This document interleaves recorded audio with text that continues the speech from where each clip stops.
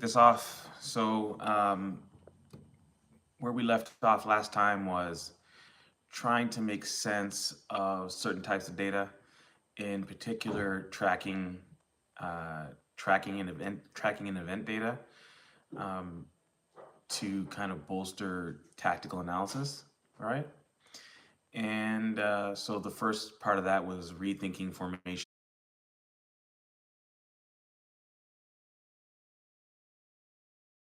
and roles from players, right? And the traditional formations are starting points, but they're not the tactical truth, right? We kind of got that out on yesterday's podcast. And so then where do you go to get what the actual truth is, or what the actual formations are? And the suggestion was to look at it in three different phases, and game conditions within those phases, right? But basically, build up the midfield and the attack, and figure out what the passes are, passing networks, the strength of passing networks, and then the average positions within those networks, and then the roles, right? The roles of each player within the passing networks, right? And then so the next part of that is trying to figure out how to view those networks. And what Barcelona has done, and David Sumpter in particular, is not only get the heat map, the average position, and the nature of the connections, the strength of the passing and the tendencies of the passing within those connections and within those average positions, but the role being mapped as in who is in the intervention zone, who is on the ball and responsible for the ball, right? And then the next one is who is off the ball and supporting and helping with off the ball runs. And then further out from that, which players are just giving structural shape to the attack, right? So sort of three layers of analysis in terms of roles on top of the position, on top of the network, right? And that what he thinks, and then along with game condition, and then where they are in the field, that he says we can pretty much calculate as a rule of thumb what the playing style is and what the idea is, right? So the coaching takeaway though is measure and understand the roles, right, that are really being performed, and then within that, now use data to catch the low-hanging fruit. Like for instance, I think they were analyzing Italy under Pirlo, and Pirlo was always on the ball. And we know from the data, statistical regressions, that a decentralized sharing of the load and responsibilities, right, is more effective, right? So, one point is when you look at the heat map, when you look at the work of passing, you look at the roles of the players, right? Somehow you have to share the workload, right? That adds to complexity, right? So a lot of times you can get into pattern play, session play, that's pointless and meaningless, right? And that's why in this country, in the United States, there's sort of like a favoring of non-forward and direct play, right? Well, if the non-forward and direct play is sort of pedantic and predictable, and it's just meant to deny the other team the ball, then yeah, right? But if you can play the way the data tells us to, which is with speed, high volume passing, complexity, and now another point, decentralization, right? Complexity, speed, and decentralization in possession now makes you effective at taking the ball from the other team, but also scoring, right? So the data can tell a story, right? And you're looking at complexity, speed, tempo, decentralization, right? And then maximizing those to turn possession into something that's effective, right? So that was, measure tempo, measure speed, measure style of play, measure what they're doing in each segment of measure the average position maps, and now you get a sense of what they're doing, what the real function is, right? And then we talked about yesterday, like how Chelsea has a very different approach and formation, right? In different phases of how the French national team is it was unrecognizable from the midfield to the attacking third. It's unrecognizable in the traditional formations of English football or German football, right? right? The counterattacking football. The kind of we kind of see 4-2-3-1, 4-3-3.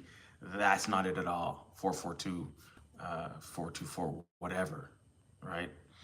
How the French set up deep and then attack, not at all recognizable from the midfield forward, right? I'm not talking about counterattacking in transition or from the defense, right? Those are still, you know, the French like the Christmas tree, 3-4-2-1, right? That's still recognizable from deep, from much deeper, right? But after they get into the midfield, into the attack, and how they set up from deep, it looks like almost 2-5, the French, right? Chelsea has two players that swivel in the middle, two pivots, and then an arc of four and an arc of four, defense and offense, right? And they very seldom rotate between those. They kind of they're so far away, they hold their position, right? But they, Unai Emery's team, I think the Hammers, West Ham, right? They have the supporting back guys, and they have two triangles. And within those triangles, there's a lot of flexibility. Same thing with Barcelona, right? Barcelona's got two diamonds, and within the diamonds, there's a lot of interchange and flexibility. It's a lot of fluidity and automation, right?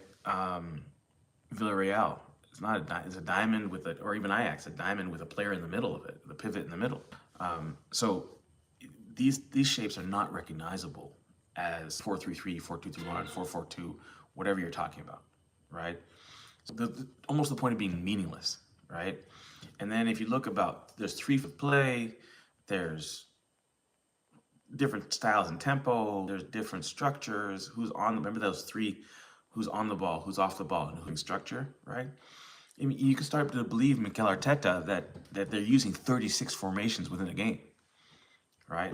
And so, at least in this country, what we're developing players to be within the 4-2-3-1 or 4-3-3, a lot of times it's 4-3-3 against 4-2-3-1 that we play.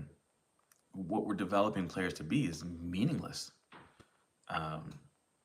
to modern soccer. At least midfield, if you're attacking from deep, from the midfield on, but certainly in how to go and enter into the attacking third, right? So that's sort of like with the guys at the Barca Innovation Hub we're doing, like how they measure actual play, right? So, the other measurements now, in terms of the functionality of those formations, right? We're going to measure the arrival of overloads, how we're overloading. We've got to measure how we're penetrating into the dangerous areas, box entries, or top of the offensive third entries. We got to measure how we're progressing the ball on the weak side. Measure the buildup, right? It looks like there's three different types of buildup right now, right? One is just a control buildup. Another is a provocation buildup, where they try and reel the press in deeper than the 18 even, in order to hit behind. Another is a artificial counterattack type buildup, where they slowly possess, sort of mix between both, reeling in and possessing the ball, sending it long. So artificial counterattack, provocation, or control buildup, and then just the traditional buildup, right? Just trying very direct play bounces or fluid, right? So if you're talking about 4-3-1, 4-3-3 and buildup, I'm just not sure that even reflects where this game is headed in any real sense, right?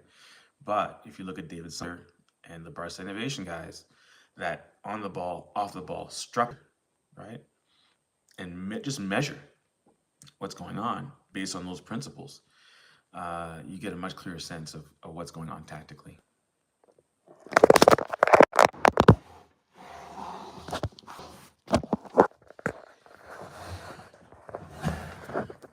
Sorry, guys. All right.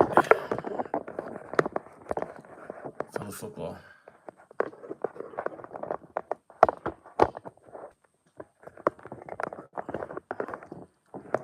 Anyway, so, the next thing is explaining movement in space, right? And what types of movement and what kinds of reads, right, are relevant to this three-phase structure, which is the natural play in terms of the roles of the players, right? And so a lot of that, especially a lot of this is about build-up, right, is reading the disposition of the defense first, right?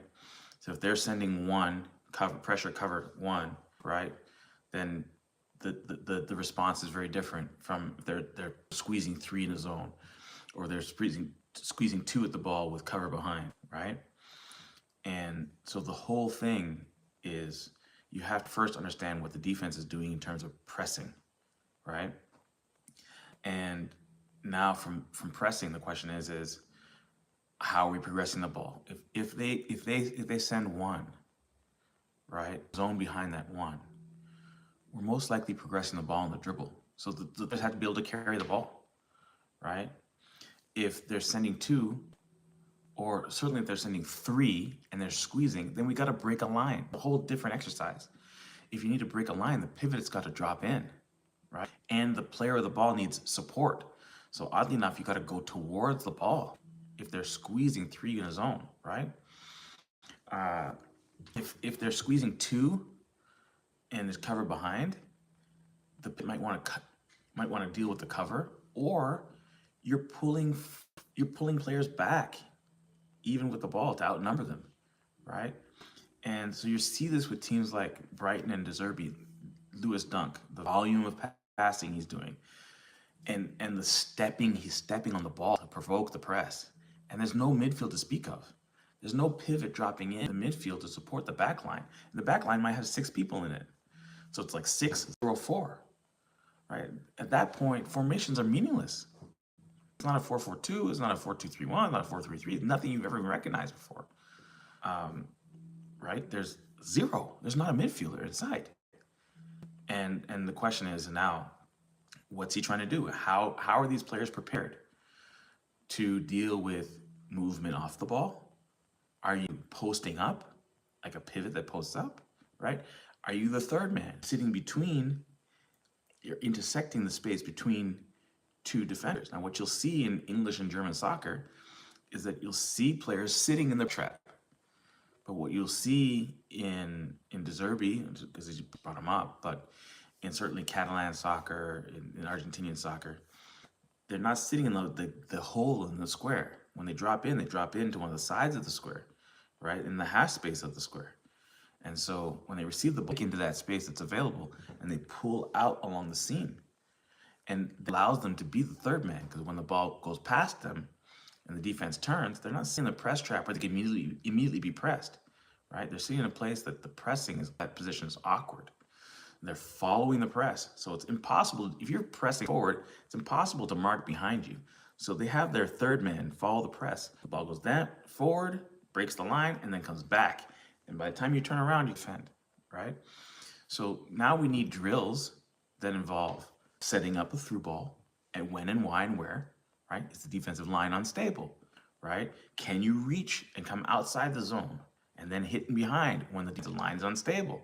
Can you drop in, but not drop into the press trap in the square? There's a zone square. Don't drop into the middle. Don't be open, right? Drop into the square. So when the ball goes through that box, you go in the half turn, and you got to pass, dribble, or shoot, right? So, or you off the shoulder. So you recognize you follow the press, and this guy can't defend where he just vacated because he can't even see it. So the third man follows the press. The ball gets played there, and then he receives the ball on feet. So coaching movement off the ball, that second phase. So on the ball, right, you read the disposition of the defense. Is it one press, two press? Is it a zone? Is it a block? Whatever it is, right? And then you react accordingly. Like Fluminense in Brazil is very, very good at this. There's automations. If they're pressing, you rotate. If they're not pressing, it's a Boca system, right? You take up a position and you hold. You step on the ball, you hold shape, and then you slowly move into numerical superiority. So movement, and then the next ring of players around who are off the ball, right? They're dropping into certain spaces, not based on their roles or position. They're dropping into certain spaces based on reading. That's what the scanning is about. Scanning is not about you know, looking for a press or being pressed or where you're marked. You're measuring between two defenders and you're stepping to the spot. If you have a triangle of control, right, and there's two players inside your triangle, you don't need to check your shoulder. You're in up. No one can press you if you receive the ball. But maybe you're measuring to receive the ball in an optimal position between two defenders, right? So I think we got the scanning thing wrong as well. Scanning is about measuring and looking at the disposition of the defense and measuring the defensive weakness. It's not about your shoulder, making sure your mark isn't stepping, right? If you got two players at a triangle control, no one can step. If they step and miss, it's game over. There's three players out there, right? So if you got two players within your triangle control and they're not pressing, like you're not checking your shoulder to make sure no one's stepping. It'd be suicide to step. You're checking to see the space and where you should optimize your space and what kind of angle you should be at. So the pass maps are going to give you the functional role of the players, right? And, you know, so now you start to see deviations from the traditional roles, right? The Ukrainian kid on Arsenal, I'm drawing a blank, right? But Trent Alexander-Arnold, not a traditional, almost like inverted back, is a midfielder, right? He's a fullback in functional name only, right? And these are case studies. Someone put in the group chat what the name is of the Arsenal Ukrainian guy who inverts. He's basically a 6. He starts at the outside, but he's basically a 6, right? So 3-2-2-3, right? Is essentially the shape, right? Not a 3-4-3, 3-2-2-3, but the outside backs go in and form that box.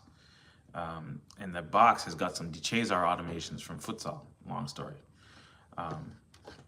But, you know, that's some of the training off the ball is some of the patterns from futsal automations, right? In that sort of like, it's just on the ball, off the ball, right? So those guys who are off the ball are still involved in the automations and the interchanges and the sequences. So you're going to see players that have profiles that we've never really seen before or understood, right? Anyway, so, you know, I think we touched on it already earlier. You know, the central hub versus the network balance, and centralized balanced networks, passing networks are much more effective, right? And you know, Italy 2012, right? Pirlo is a passing nucleus, right? Everything goes through him, and that could have been, although he's brilliant, could have been the weakness of the team, right? And certainly the U.S. national team. Over-reliance on Wambach, right, for hold-up play and that kind of thing. And when all of a sudden when she's marked up, they can't possess the ball, right? So if you want to build a functional midfield, it's got to be decentralized. It can't have these strengths that can become Achilles' heels, right? And you have to distribute the access points, both in terms of off-ball roles, like you think about like who's setting up to run a through ball, who's setting up to post up, who's playing off the shoulder, who's dropping down like a false 9 in the week, right? So all those things have got to get done. And if you can't do all those things, you just post up, then all of a sudden the midfield is dysfunctional, right? And you know, we talked already, but at least three phases of functional mapping, right? The defensive, midfield, and attacking, right? Mapping out progression and analyze the build up, the midfield shape connections, and the final third entries into the area. That's got to be all mapped separately, right? Don't have aggregated data across those three phases. And, you know, work backwards. Get a shot map, optimize shot map, figure out when and where you're going to shoot and why, right? Build the decision tree around cognitive cues regarding shooting, right? associate decision making with certain conditions, certain defenses, certain positions of the ball, right? And make it efficient. Get in there and cross from inside the 18 to the top of the 6 area, right? Plan your finishes at 8 to 10 yards out, right? Don't plan your ball entries, your danger zone entries, top of the 18, running at an angle to goal, and then trying to curl it at second post. It's on, but not every time. Like, that shouldn't be the end all and be all, right? You need something efficient. So define your shooting zones, promote high XG, expected goals within those shooting zones, and assign creators and assign finishers, right, to the kinds of sequences that happen. And then work backwards, right, from like, what do we look like in the attacking build-up? What do we look at in the midfield build-up? What do we look like from the back? That eventually leads us to where we want to be up front, right? So context matters, right? And you can use, hang on a sec, I'm sorry. You can use heat map.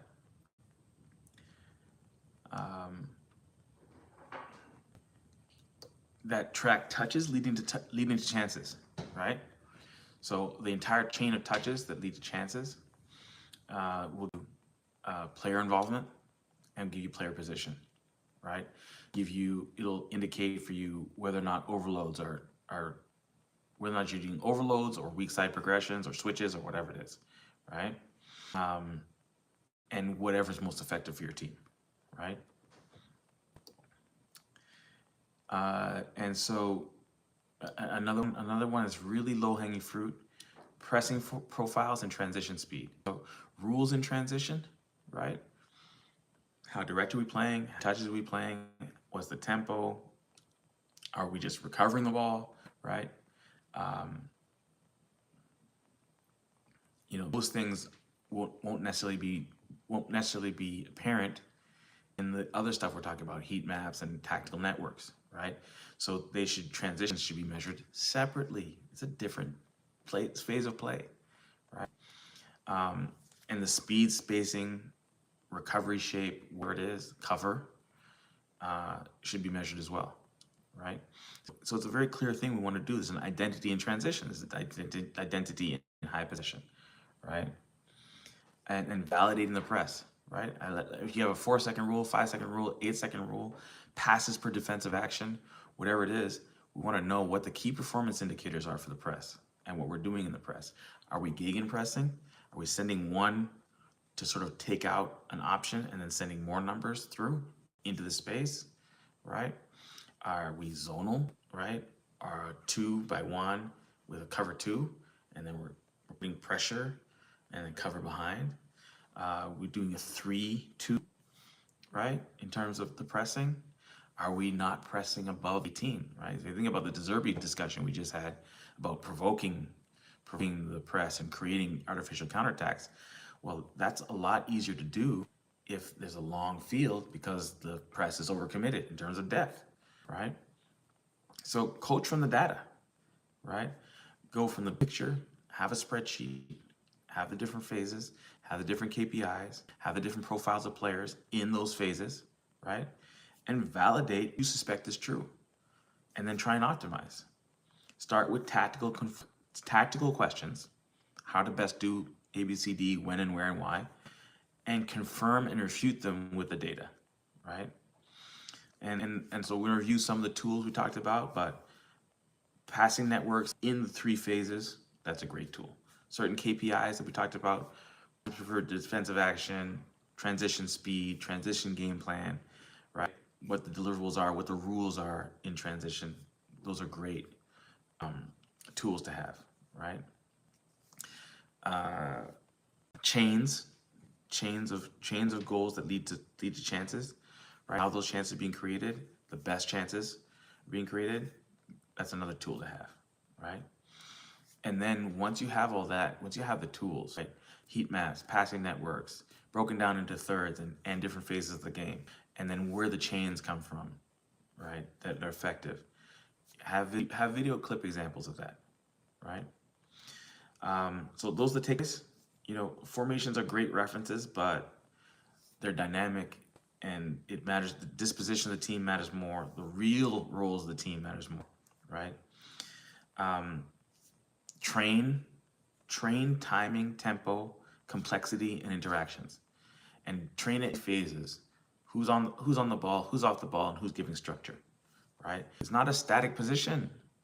Stop with the static positions, right? On the ball, off the ball structure. Use visual to communicate content and role clarity. Players have roles, they don't have positions, right? And use KPIs like the 5-second rule, box entries, all the stuff we've been talking about in this.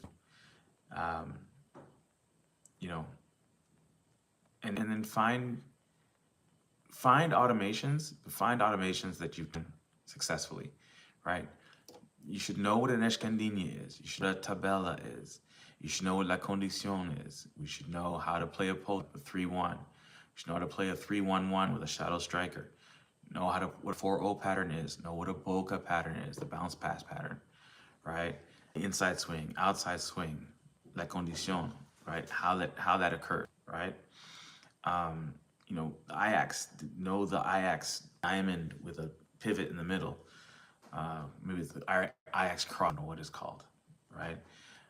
But Villarreal uses it as well. Those are kinds of automations. Like, look for them, look for the ones that occur naturally, try and get them implemented. And once you find the best ones, you can transition. The on the ball and intervention players have got to feel free to plan and implement automations and transitions between those automations, right? And then that will get you to real shape and real strategy, and a real understanding of these more fluid demands of the modern game, right? And we got to get away from positions in what's essentially a fluid counterattacking type game. Okay. All right. So a lot of this is an outline in the description. So there's a lot of detail in the description, and we will upload that soon. But for now, we'll see you tomorrow, guys. Thanks.